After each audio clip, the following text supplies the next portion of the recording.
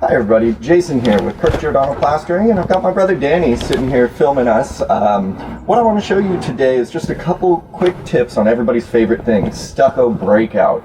It sucks, it's dirty, it's gross, nobody likes to do it, but we have to, and there's a lot of reasons for it.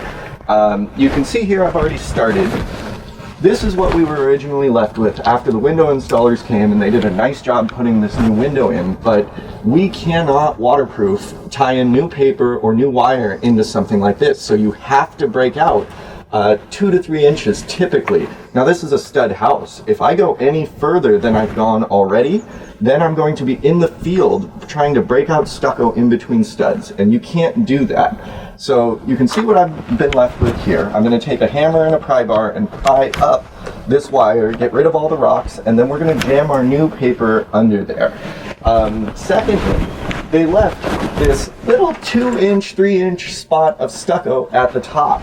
Now, we're going to take that off because we can't get new paper under it, and plus, when I put new stucco, I don't want to try and texture into this little 2-inch thing. It'll just be a lot better, cleaner finish and more watertight if I remove that. So I'm going to remove that. Now these are the easy sides because we're on wood and that's on a header. If we come to this side, we have a little bit more of a challenge, but thankfully it's pretty easy too. 2 inches inside of here, we have another stud. You can see these furring nails that I've exposed are on the stud. So what I have to do all the way up this line is remove this 4 inches of stucco and then break it, cut it, and leave a few inches of wire, and we'll do the same thing. We'll overlap our paper and wire, and that'll be waterproof. So what I wanted to show folks is that there is a trick when using these rotary hammers. There's a lot of ways to do stucco breakout. This is how we do it. When you are breaking out, you don't want to just go 4 inches in and try to break out big, huge pieces. You can see I followed a line here. When I'm doing breakout, sorry for the noise, I'm only moving my bit 1/8 of an inch, 1/4 inch in. I wouldn't jump from here to here, a whole inch.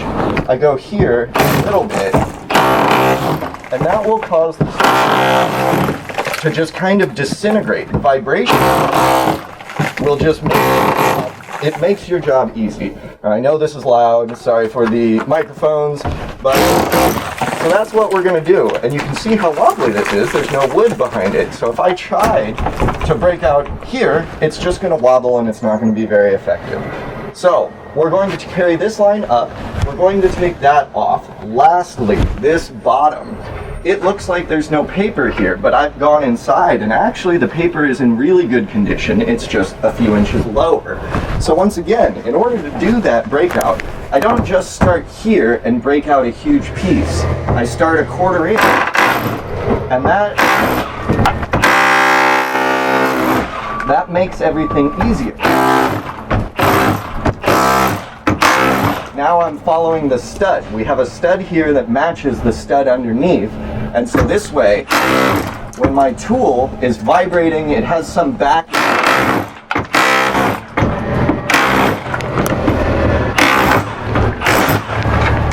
And I don't know if the camera will show that, but we have great paper here. So what I'm going to do is break out this whole line across, remove that top, get everything nice and pretty, and then when we're done with the lath, maybe I'll show you guys how it all looks. All right, folks, I told you I'd show you the end. This is what it looks like when we're done. Of course, we're using a Sikaflex 1A, a polyurethane caulking, to fuse our new paper to the window. Sometimes we caulk the nail holes. You don't need to do that. The paper is a self-healing membrane, but we do it anyway because we're here and I have an open tube. Again, the important things were we broke out enough to get our paper far over the stud line here. I'm way more than 2 or 3 inches. I got that paper really far. Same thing with down here. We're way over the existing paper all the way around. We removed this silly little 2-inch piece, and then we're able to get our paper up and under that wood trim piece. So everything here is watertight, it's bomb-proof, and we're gonna get out of here and come back another time and do the cement work, and maybe we'll show you that too. Anyway, thank you guys for watching. We really appreciate you guys paying attention to these videos, and we will see you on the next one. All right, folks, as always, we want to say thank you for watching. If you like what we put out, please like and subscribe, and we'll keep making content for you. And as usual, we'll see you on the next one.